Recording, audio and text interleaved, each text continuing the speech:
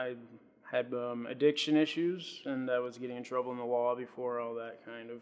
I went into a recovery center through MMRS and got some help. My drug of choice was opiates and pharmaceuticals, and a lot of the crimes, like what I did, there was one I did like a B&E, and a Xanax was when I would steal and do things like that. Got me in trouble and in handcuffs quite a bit. And my grandfather owned a restaurant in Lansing for a long time on MLK. I lived on Rio for a little bit with my dad, but I went to school and grew up in Eaton Rapids. El Sombreros.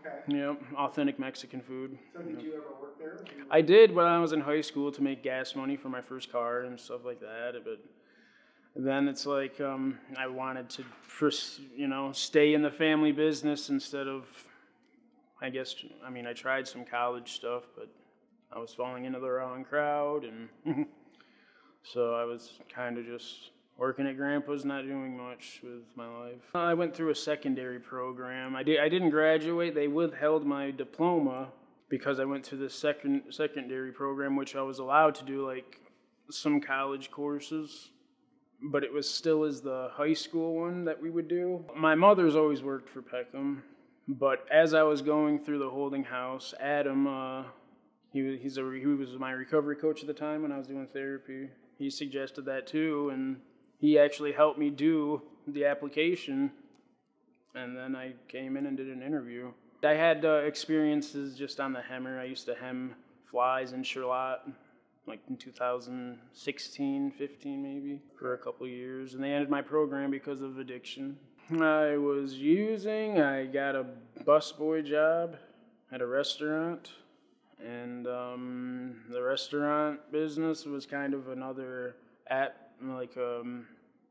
place where people where I was at tended to use. I just quit one day. My girlfriend said you need to quit and go get help, and that's what I did. And then I learned this is a place for rehabilitation almost for people that have that problem, and they're not going to let you sit here and do that and try to work. I feel like you got to be very careful who you hang out with and who you socialize with, who you need to stay with. You just need to, I wasn't just focusing on me. I was worried about other people, worried about using, or Now I'm trying to just I don't want to come off as I like my job because I don't have to deal with people, but that has somewhat to do with it a little bit. I am social, I say hi to people and all that stuff, and I'm just very careful. That's one thing my grandpa always told me in the restaurant, you are who you hang out with. If you're hanging out with that person, that's who you are. You're in their world as well. I've only just had sewing on the left and right sleeves in the label. So just two different steps. Same machine, pretty much, I think the same concept, just one side's less work, I believe.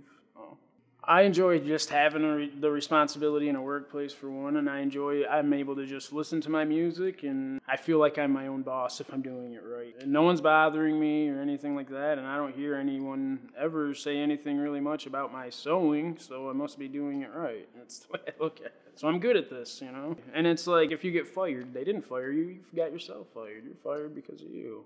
And I do like doing the exercises now. At first, I was kind of embarrassed a little bit, but then it's like, come on, man. People like me, it's fine.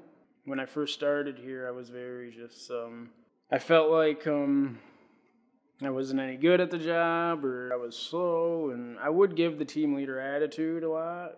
And a lot of it, I think, was mainly because of the language barrier with the masks on as well at the time, so I was going through my outpatient therapy and getting back into the whole building the routine and stuff.